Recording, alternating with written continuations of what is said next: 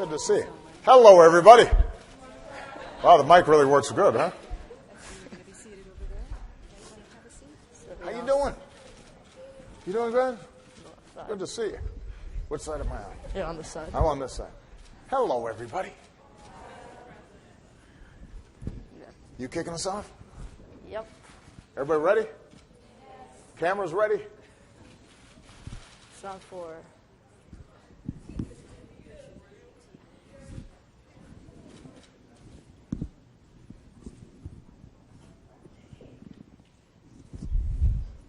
Good morning, everyone. My name is Usman Yahya, and I'm a 6th grade student at Bennett Middle School in Salisbury, Maryland.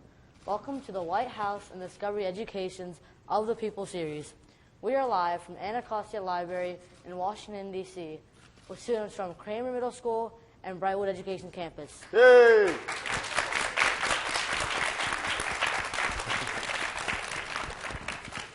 As well as students joining us online from around the world. Today, we have a very special guest with us, the President of the United States. Welcome, Mr. President. Thank you. What did you want to talk about with us today? Well, we are in an outstanding library, part of the D.C.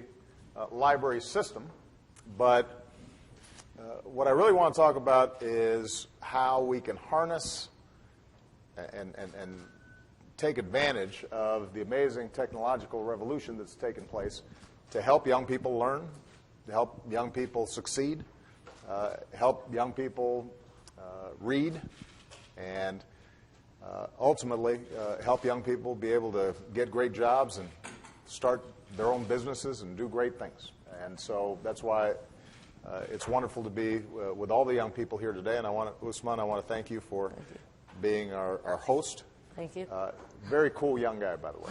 You know, I've had a conversation with him already, and he's going to run a tight ship during our little town hall meeting here.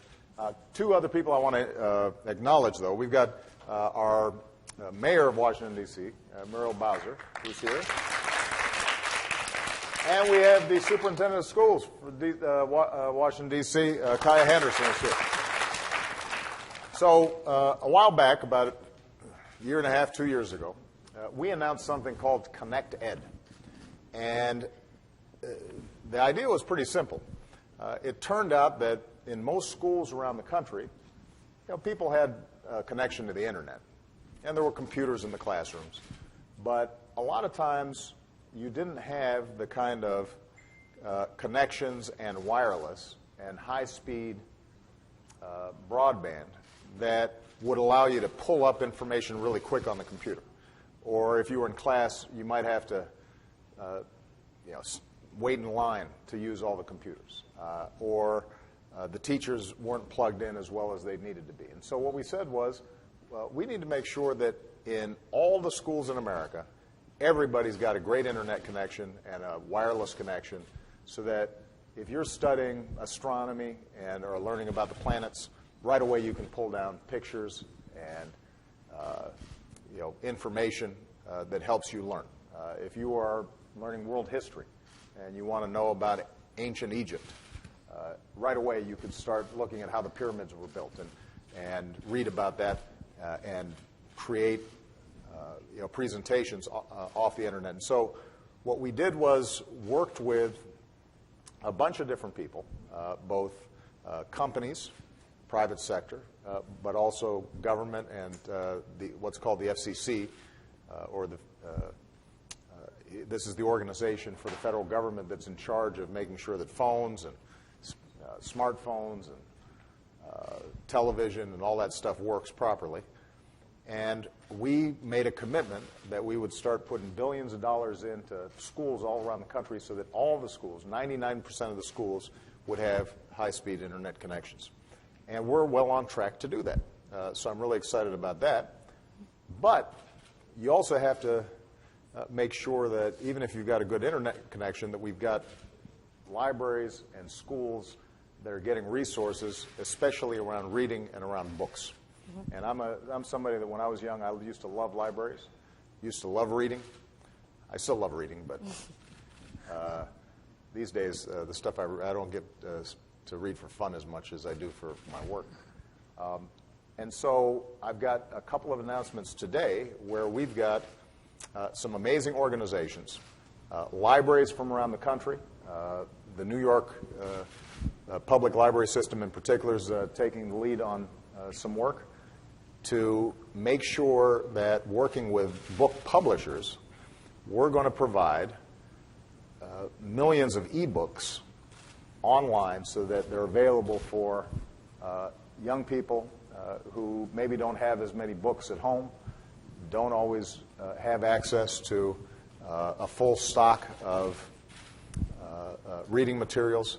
They're going to be able to get about $250 million worth of books online, and we're also creating new apps, new applications that allow people to pull down more information and more books. And I just want to thank all the publishers who are making all these books available, and I want to thank the libraries and the schools that are making all these books available.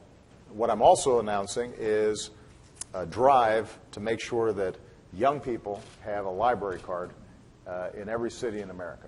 And we've already got 30 cities and library districts that are coming together to make sure that everybody gets a free library card. Because ultimately, and this is the last point I'll make, and then we'll go to questions. All the young people here, I know you guys are working hard in school, but how well you do over the long term is going to depend on, do you love reading? Do you love learning? Do you know how to find information? Do you know how to use that information? And the way you learn to do that is by reading a lot and learning how to think about the material that you're reading. And you've got great teachers, but you got to not just do it in the classroom, you got to do it in life, thinking about how you're constantly getting more knowledge and more information. And in the internet age, the best way to do that is making sure that you're plugged in. So I'm really excited and thankful for the publishers, the libraries, the elected officials who are participating in this. And the most important people, though, to participate in it are students, so that's why I want to talk to them. All right, back to you. I think everybody completely agrees with you. And before we start, I think the president and libraries all deserve a round of applause for what they've done this year. Oh. So thousands and thousands of questions were submitted online, and our first question is from Mrs. Crook's second grade class at Pine Grove Elementary School in Alabama. They asked, as a child, did you enjoy reading? Well, you said you loved reading, so that question's done. And they also asked, if so, what type of books sparked your imagination and interest? That's a great question. When you're little, you read what your mom is reading to you, or your dad's reading to you. So probably the books I read weren't that different from what you guys were reading. I'm still a big Dr. Seuss fan. I was into that, the Sneetches and Horton and all that stuff. But then as you get older, you start making your own decisions about what you want to read. I was into adventure stories. Mm-hmm. There was something called the Hardy Boys back in the day. I know you guys don't read that probably anymore, but and books like Treasure Island, which it was about pirates, and I really enjoyed that. Later on, I started getting into things like The Lord of the Rings and The Hobbit, which is still popular today. And then when I got to college, when I got a little older, when I got into high school, then I started reading some classic books that when you guys get to high school, you'll start reading. Things like Of Mice and Men and The Great Gatsby and things like that are more novels that focus on adult experiences.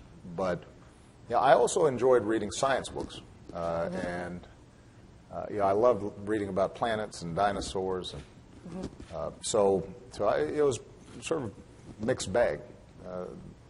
What do you like to read?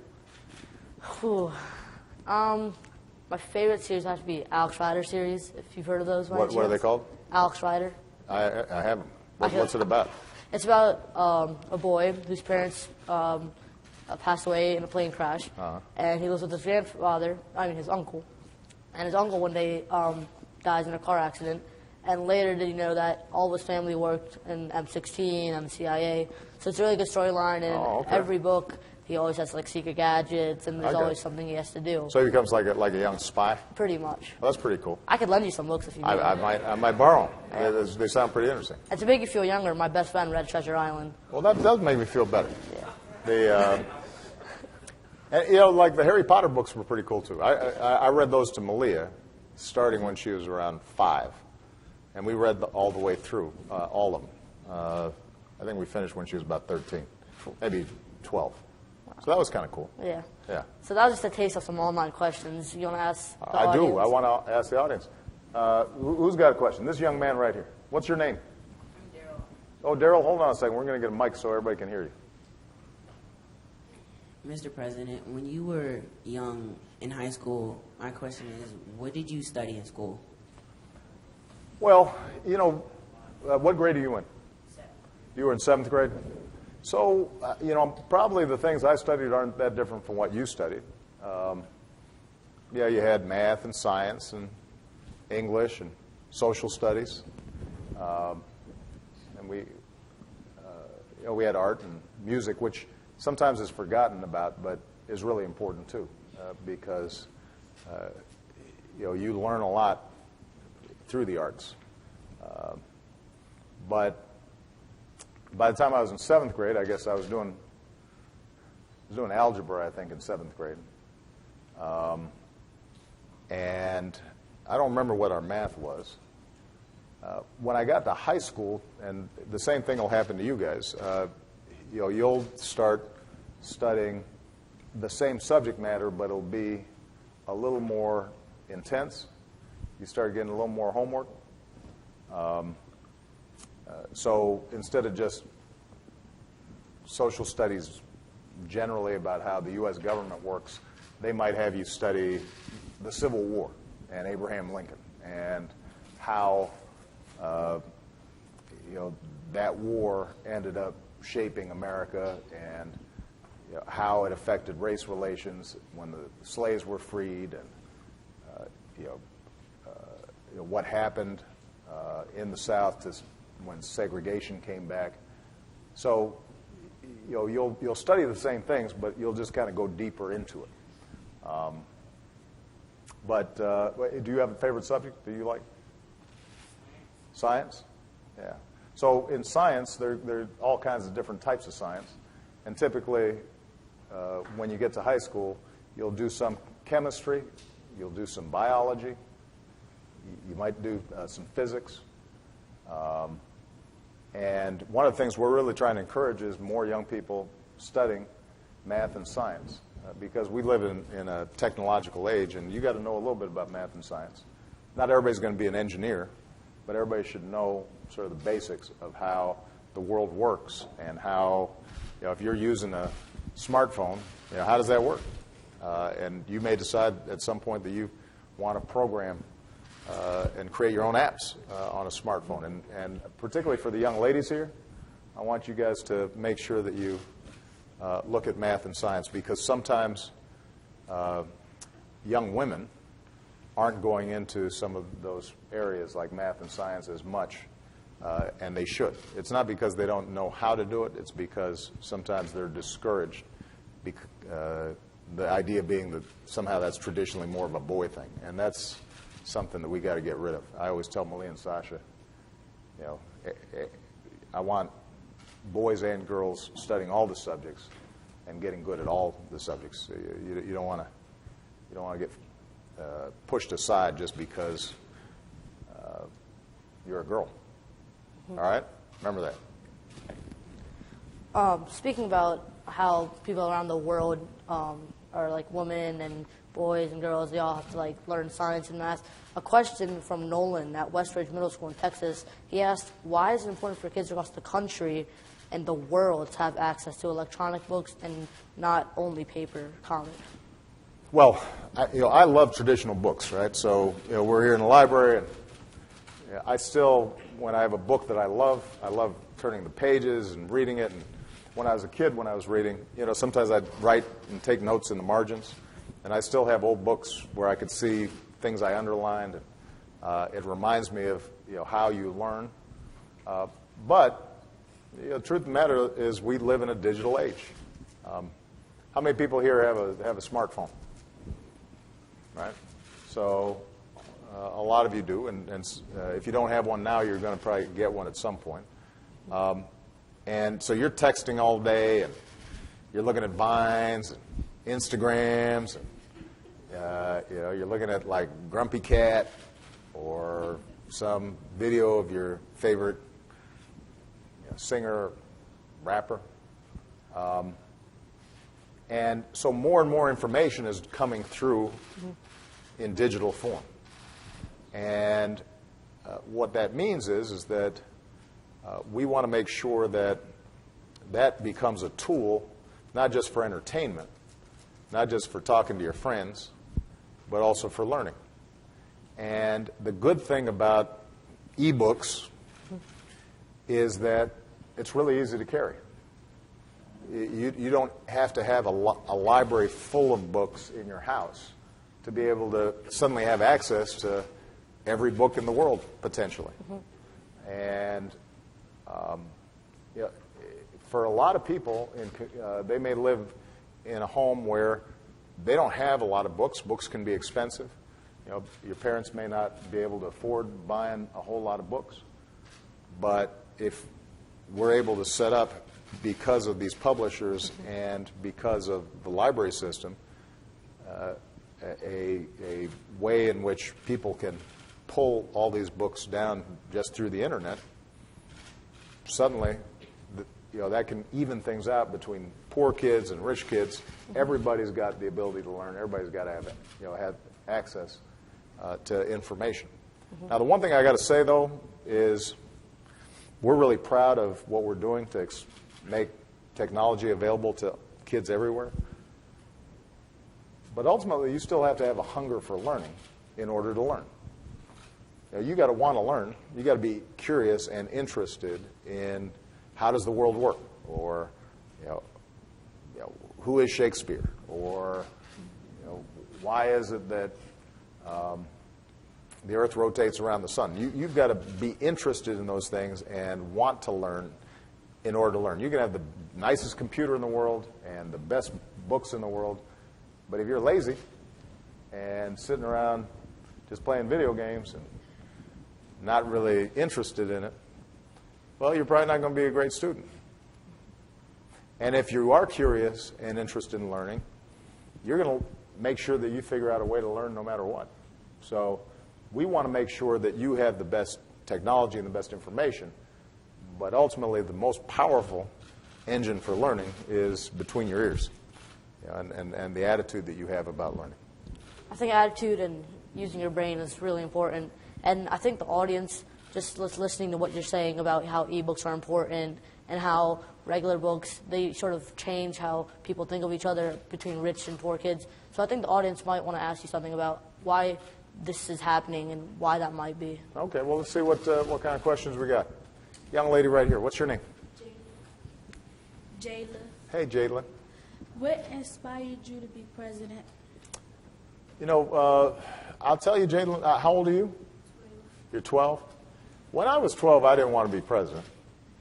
I think when I was 12, I was thinking about, first I wanted to be an architect for a while and build buildings, which I thought would be design buildings. I thought that would be really interesting. And then for a while I thought I was going to be a basketball player, but I wasn't that good. I was pretty good.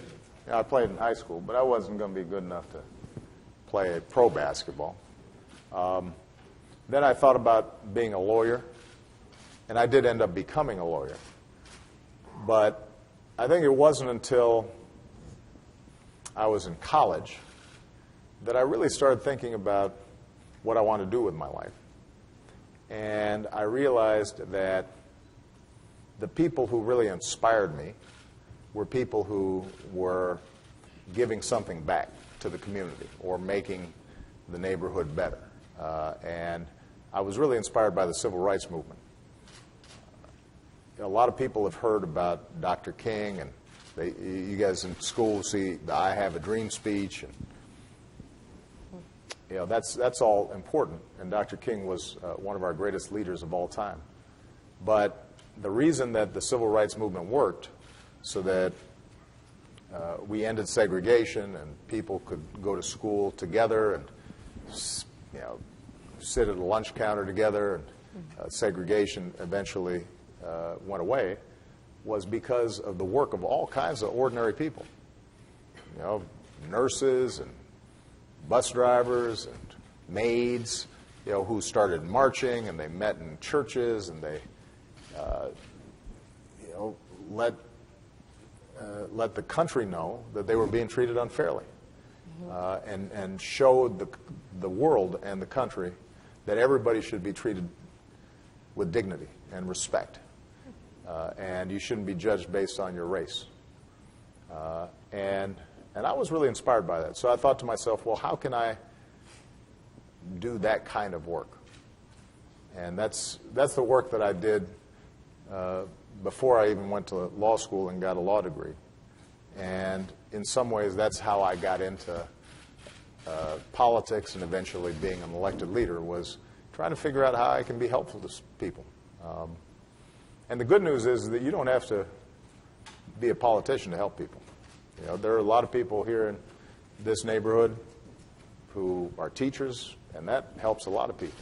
You probably have a teacher who's really an inspiring teacher. You like her, that teacher, and they're making you try harder and learn more. And well, that's an incredible contribution. You might have somebody who's working in a church and helping to feed homeless people, maybe helping them get housing. That's really important. So that's what inspired me. And then it turned out I was, pretty good at it. Pretty good at it. And eventually I had the opportunity to run for president.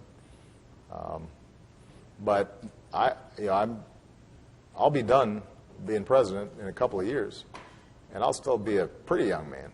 Not compared to you guys, but I'll still be pretty young. And so I'll go back to doing the kinds of work that I was doing before.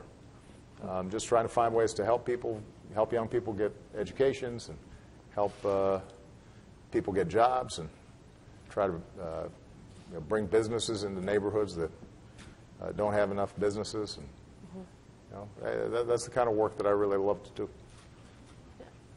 And also, before we get another question from the audience, since you're talking about people doing what they want to be, how you started out being an architect, or you wanted to be an architect, and you were a lawyer, then a president, and how it's never too old to be something that you want to. A little birdie told me that you were an author and you wrote a book. I wrote 2 books. Could you talk about that to them? Well, I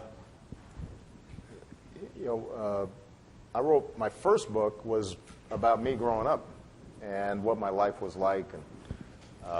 And my dad left when I was very young, so I never really knew my father. And I was raised basically by my mom and my grandparents. And so my first book was me telling my story about how I made sense of the world not knowing my dad, and then eventually kind of tracing back and finding out who my father was and what had happened to him, because he had come from Kenya. That's where I got my name from. And so that was kind of a real personal book. And then the second book I wrote was more about some of the issues that I was working on when I was a U.S. Senator. Mm-hmm. And I also wrote a children's book while I was doing that. Mm-hmm. That was about great American heroes. So that wasn't about me. But I love writing. I don't have as much time to write as I used to. And since our audience is so big, not only here, online, and around the world, one of our students from Golden Oak, Montessori in California, Danica, she asked, what is your favorite way to get rid of writer's block? And explaining that, just talk about what is writer's block.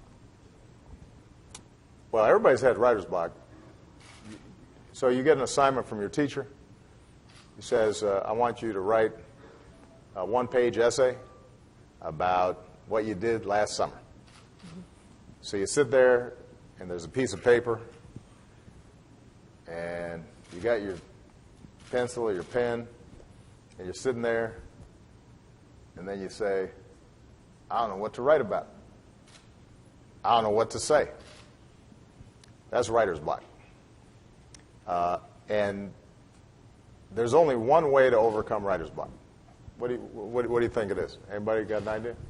What do you do when you got writer's block? What do you do?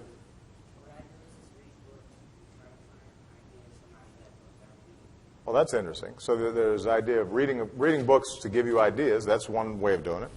What I do is like I brainstorm before I even start my draft. So you just sit there and brainstorm. Kind of think about, okay, what ideas might be interesting. Anybody else? Yeah. What's your name?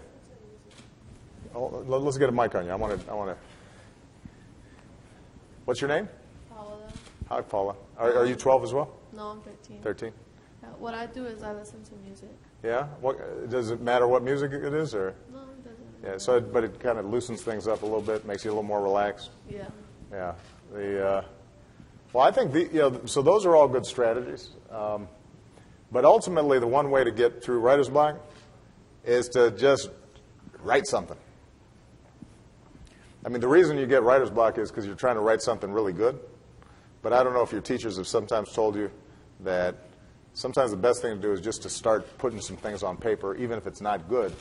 But at least it makes you kind of get going. It's not as intimidating if the page isn't blank, right? If you've already got something on paper, you can just kind of scratch out ideas and write down anything that comes to your mind, and then you can sit back, maybe listen to some music, take a break, take a look at it and see, okay, which one of these ideas I had are good, and then you can start outlining it.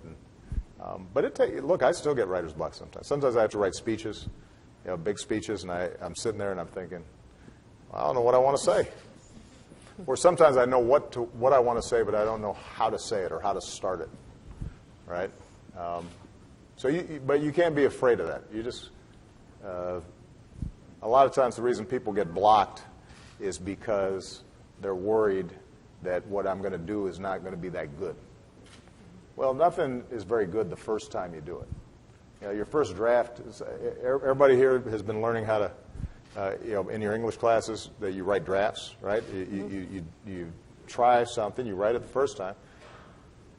Listen, even the best writers, usually it's not that good the first time they write it. Yeah, and I think you sort of covered everything about that question. Okay, you think I've just kind of... Usman thinks I've been talking too long. No, I think you just... No, well, let's move it along. I got you. So, speaking of writing and how, I know, who here has written something in the past month in their reading class? Okay, I think everybody's hands up. I wrote something in the last month in my reading class. Okay. And I think some students here in the back maybe might have a question on, like, how you get started and just, like, how books are going to help them in life later on in their writing skills. Well, why don't I just, somebody have a question or a thought about how reading is affecting them? I'd be interested in that. Or they could tell me how technology in your classroom and computers, how you're using them. Are there problems in your classroom sometimes with not having enough resources and connections? I'd just be interested in how you guys are using technology and reading in schools. So, did you have your hand up earlier? Yeah? No? I thought you did. Okay, this young man right here? Good. Introduce yourself. Oh, I'm Antoine. Antoine? The way I use technology in my art classes, sometimes I get art block a lot because I stress out because I'm just thinking about how I'm going to do it, and I have it in my head, but I just can't put it on paper sometimes. Right. So some things that I do is, like, I ask my teachers, can I use their computers to, like, just look up random things about art and different styles. Well, that's interesting. So so you might, pull up some painting by Picasso or something, or you might look at some graphic design, and it would just kind of help you get going and inspire you a little bit. Yeah. Do you want to be an artist when you get older? Yes. Yeah. What do you like? All kinds of different art, drawing, painting, sculpture. Or there's particular kinds of art you like to do? For right now, I'm just working on drawing. Just drawing. Well, that's the base. That's the base for a lot of art that you can do later. Mm-hmm. Anybody else want to talk about sort of how they're using technology in the classroom? Or I'm going. You've been talking some good, and I really appreciate it. This young lady right here. What's your name? Hold on one second. Let's get a mic so we can all hear you. My name is Sheree. Sheree? In our school, we have something called the blended learning model. Okay. Like for 30 minutes of the day, we're on our computers on Brain Honey, like working at our own individual pace. Right. And for the other 30 minutes, we're talking with our teachers and getting other information on the topic we're on in Brain Honey. Okay. And are you using that for all your different topics? Math, science, English? And how, when you're doing individual study, are you working with that computer the whole time? They're doing most of the work on the computer? Yeah, don't mostly work in different projects. Like for computer class, we type PowerPoints, and sometimes we'll start using Excel. Uh-huh. And like in math class, we'll it'll have like visuals of what we're learning and things Right. like that. That's great. And is there a computer for every student? Yes. Okay, so you don't have to wait and use it. Mm-hmm. So that's a great example. Thank you. And that's exactly why we want to make sure every school is able to do just what you described. Because the good thing about having computers and this kind of model of learning that you just described is if you're just sitting there and somebody's just doing all the talking, that can be boring sometimes, right? But if you're there doing problems and projects yourself, and then you talk to the teacher about the things you've done, and then you talk as a group, it keeps you more engaged, keeps you more interested. Okay. If anyone has a last question they want to ask. Any other questions? Yes. Hold on a second. Let's get a microphone. Hello, Mr. President. My name is Mulugeta. I have one question for you. Go ahead. Actually, two. All right. What's your favorite subject? And what subject were you best at? That's interesting. When I was your age, I was actually best at math and science. But as I got older, the subjects I loved the most were English and history. So I still enjoyed math and science, but I loved hearing about other people's stories. I loved hearing about how people lived, what happened, and I liked reading about it in fictional form, in novels, but I also liked reading about what actually happened in history. And that's why by the time I got to college, I ended up majoring in political science, but a lot of that was history and how government worked. And then I had a minor in English, so I ended up reading a lot of books as well, fiction. What's your favorite subject? Social studies? Okay. Well, we're sort of on the same wavelength. Anybody else have a last question? This young lady, you get the last question. Here we go. What's your name? My name's Hannah. Hey, Hannah. What kind of technology did you have when you were in school? Oh, that's a great question. When I was in school, we had pencils. And we had pens, and we had some colored markers, and erasers, scissors. We had rulers, staplers. No, I'm serious. We didn't even really use calculators that much until I was pretty far along in college, or in high school. And nobody had a computer in school. So by the time you got to high school, you had to learn how to type, and you would start typing your papers. And typing was a hassle, because first of all, you had to learn how to type so you weren't just going one letter at a time. And then once you learned how to do that, you'd still make some mistakes, and then you'd have to get this thing called whiteout, which was like this little liquid that you'd kind of cross out the letter.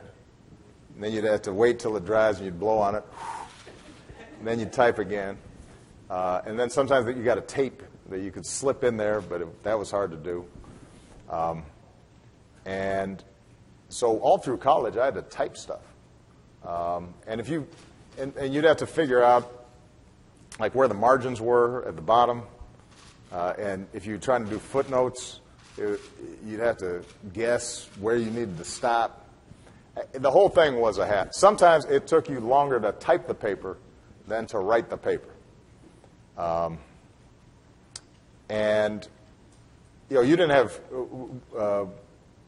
books online or articles online, so you had to go into the library and you'd have to get big stacks of books. If you were doing a report or a project, you'd have a big stack of books like this. You'd have to carry them home, and then you'd have to remember to return them on time. Otherwise, you'd get fined. So you guys don't even know how good you got it. My first computer, I didn't get until I was at law school. I didn't get to use a computer. I didn't own one, but that was the first time that I was using computers. I was 27, 28 years old before I was regularly using a computer. And I didn't own my own computer until I was, I take that back. I guess I was about 26, 25, 26 is when I started using a computer and actually was able to buy one. So that just shows you, how much more information you have at your fingertips and how much faster you can learn than old people like me. But you got to take advantage of it. Remember what I said. We're going to make sure that every school has computers and every school has the kind of internet connections so you can pull up stuff fast. And you guys are part of a generation that can learn more faster and get information from around the world better than anybody in human history. You've got more information available on your phone than the great scholars of the past had in the biggest libraries in the world. You got more just right there in that phone you got in your little back pocket. But you still got to take advantage of it. You still got to want to learn. You got to want to read and be curious. And if you do, you guys are going to be incredible leaders in the future. All right? Really proud of you. Thank you for the excellent questions. Everybody give Usman a big round of applause. His outstanding hosting. And now his turn.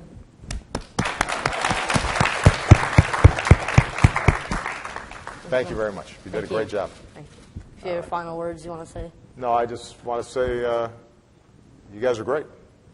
And I'm looking forward to seeing great things out of you. And for everybody who participated digitally, thank you for being a part of this. Well, Mr. President, on behalf of Discovery Education, thank you for coming out today with us. And answers to any questions that we didn't get to will be on discoveryeducation.com/ofthepeople. And an archive of today's video, if your friends didn't get to see it, will be on that link also. Thanks for watching, everybody. Good job.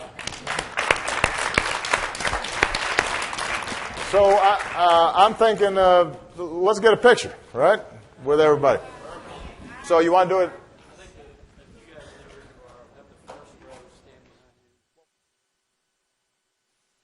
How many schools are represented? Two. So why don't we do it one school each? Let me get a picture with this one first, because you're running a tight ship. All right, so which school wants to go first? Franklin, come on. So let's move these chairs. You guys want to help me out? Let's move these over. I want to stand here.